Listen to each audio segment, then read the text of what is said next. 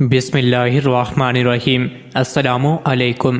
روزانہ واقعات سننے کے لیے اس چینل کو سبسکرائب کریں۔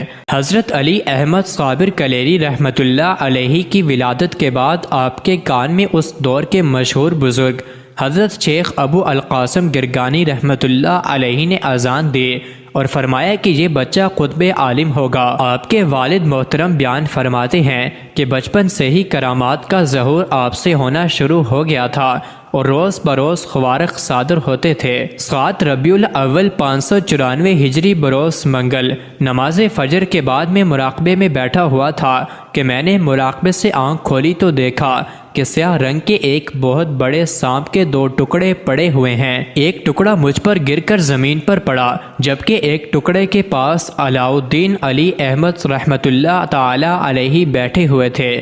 میں نے ان کی والدہ کو آواز دی اور ان کو بتایا تو ان کی والدہ نے سانپ کے 2 ٹکڑے دیکھ کر فرمایا کہ میں نے خواب میں دیکھا کہ مخدوم علی احمد نے ایک سیاہ سانپ کے 2 ٹکڑے کر دیے ہیں اور کہتے ہیں کہ میں نے سانپوں کے سردار کو مار دیا ہے اور سب سانپوں سے وعدہ لے لیا ہے کہ وہ میرے خاندان کے کسی بھی فرد کو کبھی بھی نہیں کاٹیں گے۔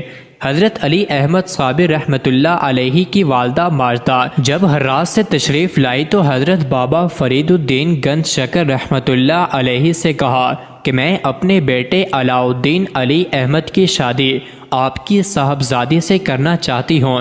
تاریخ مشائخ چشت میں تحریر ہے کہ حضرت بابا فرید الدین گنج شکر رحمۃ اللہ علیہ کے 5 صاحبزادے اور 3 صاحبزادیاں تھیں۔ بہن کی بات سن کر حضرت بابا فرید رحمۃ اللہ علیہ نے فرمایا کہ بہن میری طرف سے تو ہاں ہے، لیکن علی احمد شادی کا اہل نہیں ہے، وہ ہر وقت حالت جذب میں رہتا ہے، ایسی حالت میں ان کی شادی کرنا ٹھیک نہیں ہے۔ اس جواب کو سن کر بہن نے یہ سمجھا کہ میں بیوہ ہوں اور میرا بیٹا یتیم اور مفلس ہے، اس لیے بھائی اپنی بیٹی دینے سے انکار کر رہے ہیں۔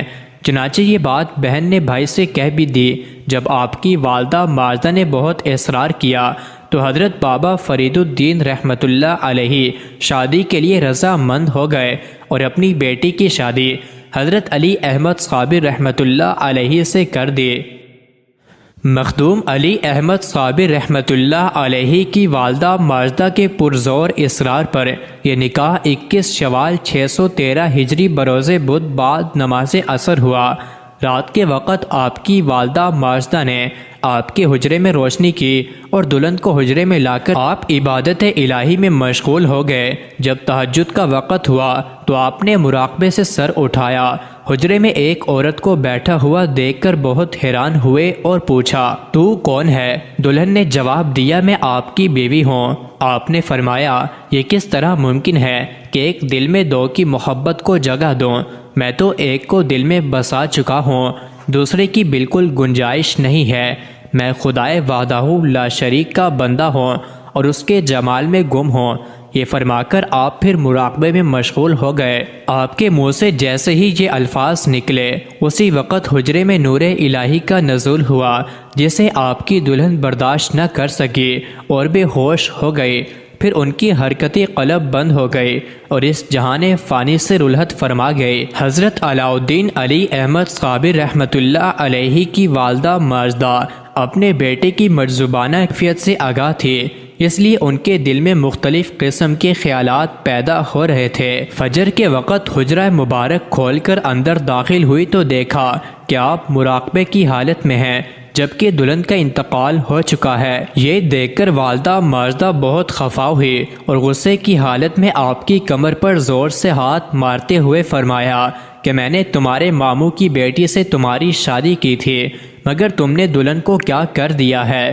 اب میں تمہارے ماموں کو کیا جواب دوں گی اور کس منہ سے ان کے پاس جاؤں گی؟ حضرت مخدوم نے نہایت اطمینان سے جواب دیا امی جان اس میں میرا کیا قصور ہے، اللہ کی رضا یہی تھی۔ تذکرہ جلیل کے مصنف تحریر فرماتے ہیں کہ حضرت علی احمد صابر رحمۃ اللہ علیہ نے اپنی دلہن کو جب ایک نظر دیکھا ہوگا تو آپ کو یہ گوارا نہ ہو سکا کہ فطری اور دنیاوی آرام کی خاطر تحریر کی بہترین راحت سے محروم ہو جائیں اور اپنے دل میں سوائے اللہ تعالیٰ کے اور کسی کو جگہ دیں۔